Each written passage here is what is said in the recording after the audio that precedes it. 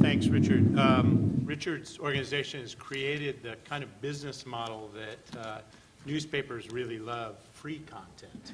So that's what we're always searching for in this new climate. So I'm here sort of wearing two hats. As an editor at the Seattle Times, I've been involved in sort of helping design and edit some of our global health coverage. And so if you have concerns about the way the mainstream media covers global health issues and stuff, I guess I'm the guy on the panel to beat up. Though you could beat up our reporter over there, Sandy Doughton, who's a terrific reporter, has done a lot of global health reporting. But I'm also here mostly to talk about a class that Roger Simpson and I put together this spring, sort of designed and ran a global health reporting class at UW, an undergraduate class, which is kind of the first ever effort. And when we first started talking about putting together this kind of reporting class, I think we were really excited about the opportunity of, sort of working in an interdisciplinary way with the Global Health Department, which was really supportive of this, but also the opportunity to kind of carve out a unique niche that being in Seattle allows you to do, I guess, and being at the University of Washington, which was to develop these specialized reporting skills and then explore Seattle's sort of unique position as the hub of this global health efforts really around the globe, as the home of the Gates Foundation, and by some accounts, global health is now a $2 billion a year industry, or pumps $2 billion a year into the local economy in terms of jobs and things. And speakers like Paul Farmer draw overflowing crowds to Kane Hall, where people are standing out in the hallway. And global health is sexy around here among both students and journalists and others. It's a really sexy topic. My second thought, though, after thinking about this a little bit, was what the heck were the students really going to actually report on? And that really gave me more sleepless nights, I think, after I agreed to do this. And then I started thinking, well, how are you really going to have undergraduate students report on global health? And I think in some ways, that is on a much smaller scale, the same challenge we face at the Seattle Times, where we've always felt that global health in some ways is our story because of the location of the Gates Foundation and all the research that goes on around here. But, the questions are always, how do you engage a local audience in a story where most of the on-the-ground action happens there, far away? And, we're not an international paper. We don't have the ability to often send people to Africa and other places. We don't have the ability in some ways to deal with getting useful first-hand information about the effectiveness of all these programs that get a lot of publicity if they're funded by the Gates Foundation or others. Transparency is an issue, and our ability to sort of watchdog and be accountable on those things, to really dig deep. And for students, I think, if you can't sort of firsthand observe that and do that kind of thing, it's a difficult topic to cover. And for students, the challenge was really, you don't really want them to be limited to what I would call press release journalism, which is interviewing, say, the director of an NGO in Seattle who's going to tell me about his organization's great work in Africa. That's fine. Some of those stories are fine, but those are often really the kind of stories that are pitched to us, and they really sometimes have more to do with advocacy and fundraising than journalism, and sometimes. And you're sort of getting those stories third hand, and that's sort of the difficulty. So eventually what we chose to have the students focus on, and this sort of amplifies what Richard was talking about, is we chose to really have them focus instead on immigrant and refugee health issues. And I sort of prepared for the class by spending several weeks. This turned out to be a little more complicated than I thought, actually. But I prepared for the class by going around and going out to community health organizations in places like Harbor Views. I forget what it's called now all of a sudden. It's not the Immigrant Health Clinic, but the International Medical Clinic, I've forgotten the name now, that runs EthnoMed and some other terrific things that deal a lot with immigrant communities and cross-cultural medical issues.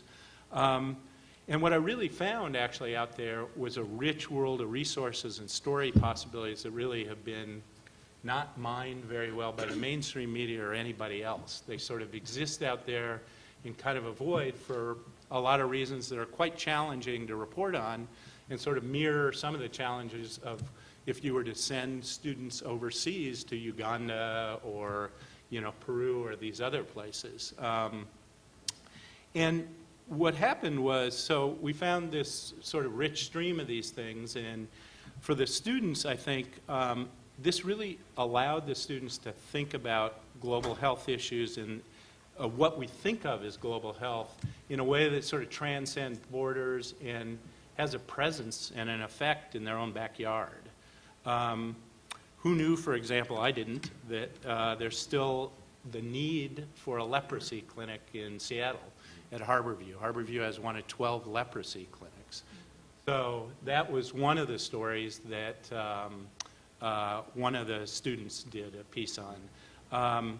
Another did a piece on immigrant African women with AIDS who are in some ways shunned more in the U.S. for their community, within their local communities than they would be back in Africa, because among some African immigrants, there's not a, you know, they've come from a place where AIDS, HIV/AIDS is so rampant that acknowledging it in the U.S. is a, you know, very difficult thing. And the profile, obviously, among African immigrants is more reflective of what happens in Africa. It's largely 50% of African immigrants, by most studies, who have HIV/AIDS are women.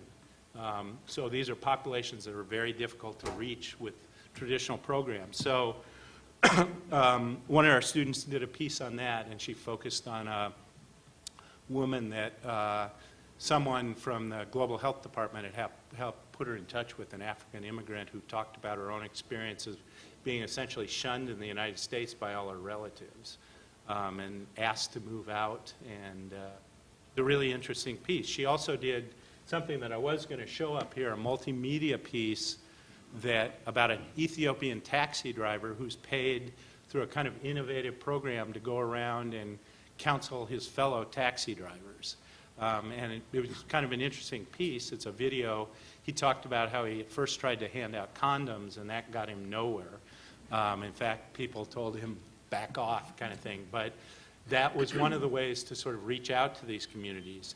Another woman did a piece on the efforts of a woman who's a Mien refugee who came after the Vietnam War with the small Mien community here. And she works for a healthcare clinic as an outreach worker. And essentially her job is she bridges the gap between spiritual healing sometimes and Western medicine in many of these cases.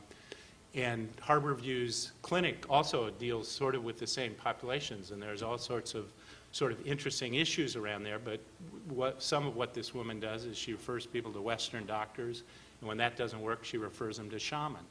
And this woman was determined to locate and get a shaman to talk with her, and it was really, you know, an interesting piece.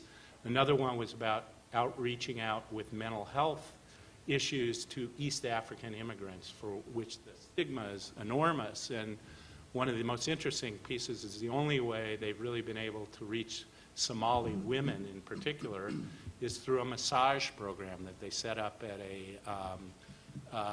a community center in the south end of Seattle. And that's one of the very few ways Harborview's outreach efforts and stuff has been able to reach out to some of these women and get them to open up. So there's, you know, enormous opportunities, I guess, for doing that kind of coverage. It was also, you know, really challenging for a lot of the students. It was designed to be a course where they did essentially one reporting project. And they had to do things that I think we've talked about. There have been some talk about eventually taking students overseas to do this in sort of more intensive reporting on global health issues. But here they had to gain access to and win the trust of people in immigrant communities, patients, which is really difficult. And it's a really difficult thing to develop those kind of cross-cultural reporting skills. It's horribly difficult for professional journalists to do that, let alone students.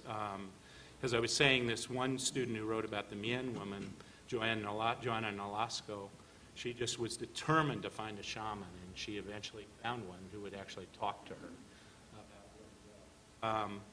So I think this would mirror some of what student journalists would actually encounter if they were to go overseas. And in fact, 3 of the people in the class eventually went over to, this summer, went over on overseas reporting internships, 2 in Africa, right? 1 in Cambodia, 1 in Peru, I guess 1 in Sierra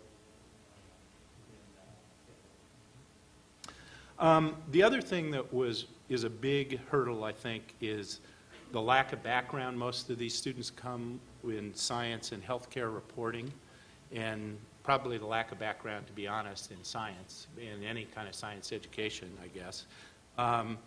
And so we did try and design some lessons and things around understanding and translating healthcare statistics and risk analysis. We brought in some folks from the Center for Health Metrics, talked about, you know, the research that's out there and how to use some of that research.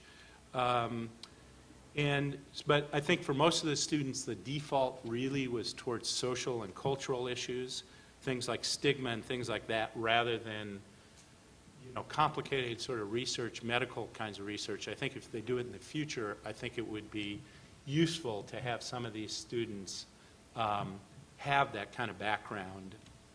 1 minute, okay, I'm going to sort of wrap it up. And then finally, I guess I'd say the last thing, which is one of the real challenges for students as well as regular reporters, is dealing with the medical establishment.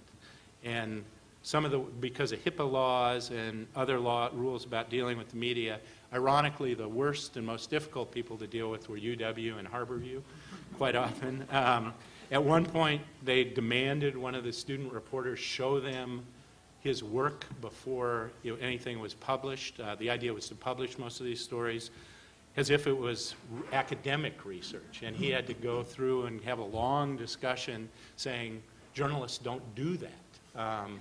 And the biggest hurdles typically came from university-affiliated medical organizations. So it was always better to go directly, find a doctor who would buy into what you were doing and find you patients and go outside of the system, or community leaders, really. So I'll stop it there and open to questions later on.